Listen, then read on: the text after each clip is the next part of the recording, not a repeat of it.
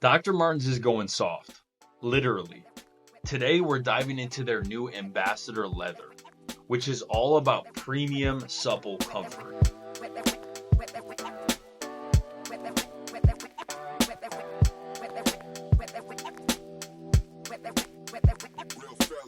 I am so stoked to go through these three different models with you guys and talk about this new Ambassador leather. Quick little history. Dr. Martens began as a simple work boot back in 1901, crafted by the Griggs family in England. Fast forward to after World War II, and we get to Dr. Klaus Martens in Germany. After breaking his foot during the war, Martens was inspired to create a unique air-cushioned sole as a more comfortable alternative to the hard leather soles of the time. Anyone who's worn Doc Martens, you know what I'm talking about. That air cushioning, it hits. This innovation led to the creation of the legendary 1460 boot in 1960. What started as practical footwear for workers quickly gained traction within various subcultures.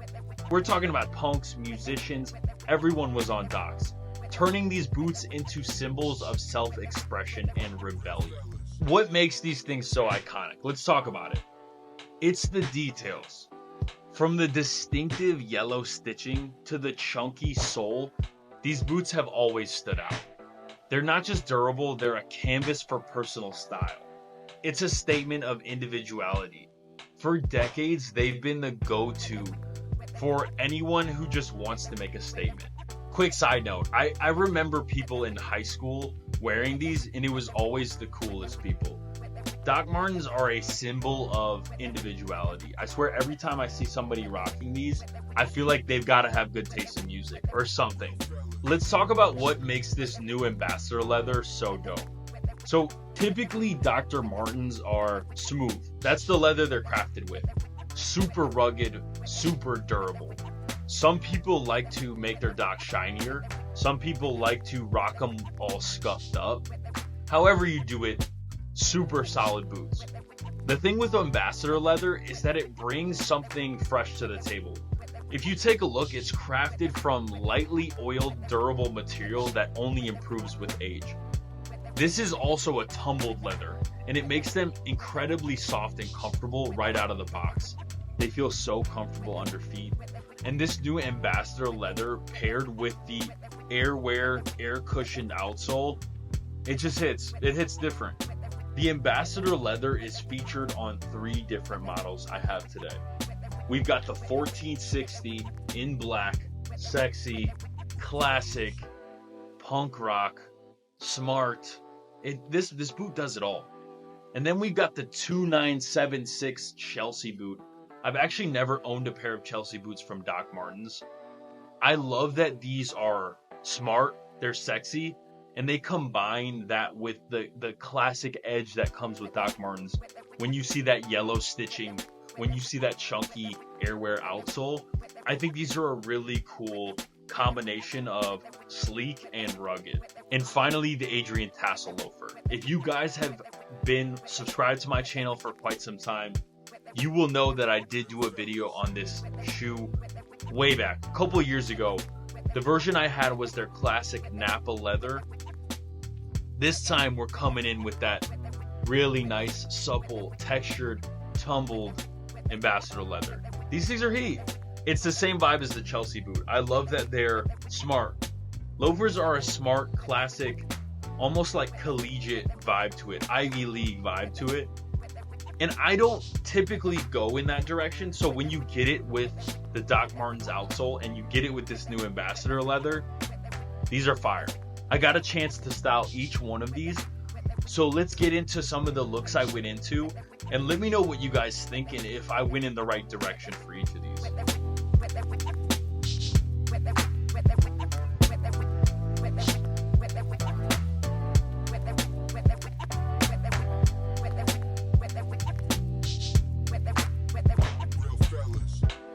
So with the Adrian Tassel Loafer, I wanted to do something that was a bit more preppy, but also maintain some of that street style that I really love. So I went with a camo hat, this bright pink, really heavy knit sweater, some jorts, and then white socks with the tassel loafers. That might be a little controversial, okay? Not everyone can do the high white socks with the loafers. I thought I would go for it, but I really feel like this fit brought some of my favorite elements of streetwear with the jorts and the 5-panel hat.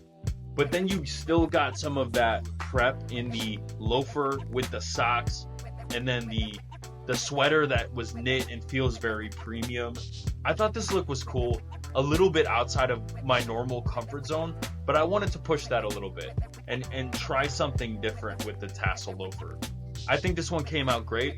Let me know what you guys are thinking. Let me know how you guys would style the tassel loafer. Loafers are super popular now, so there's a ton of different ways to rock these.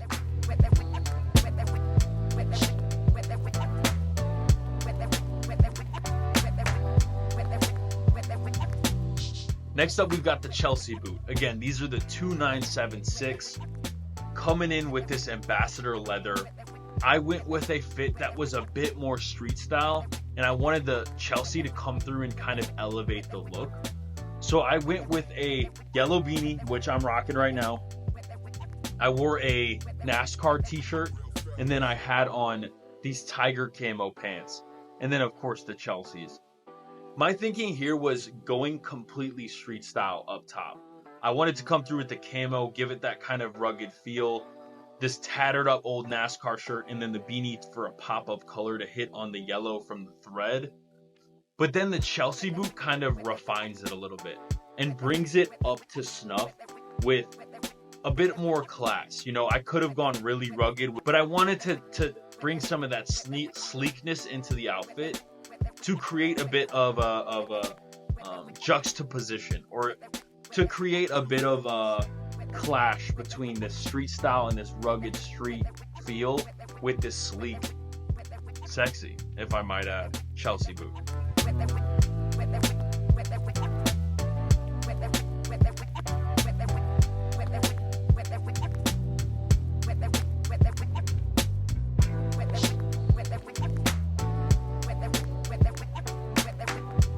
And finally, styling the main event, the 1460.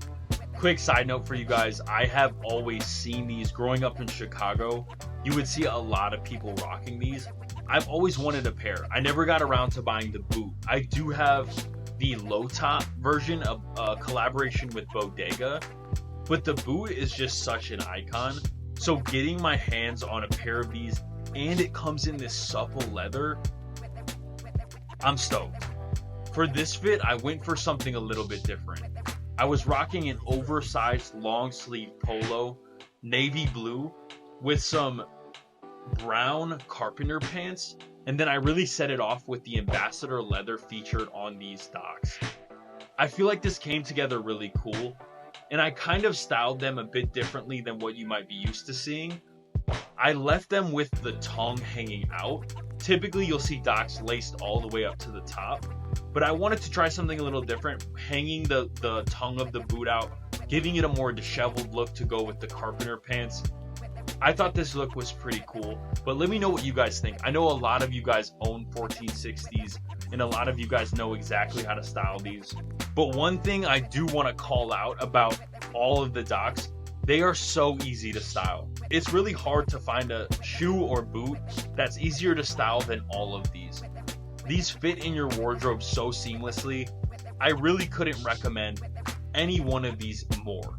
Like, if you are looking for a great boot with some really high quality leather, make sure you check out and shop this ambassador leather collection from Doc Martens.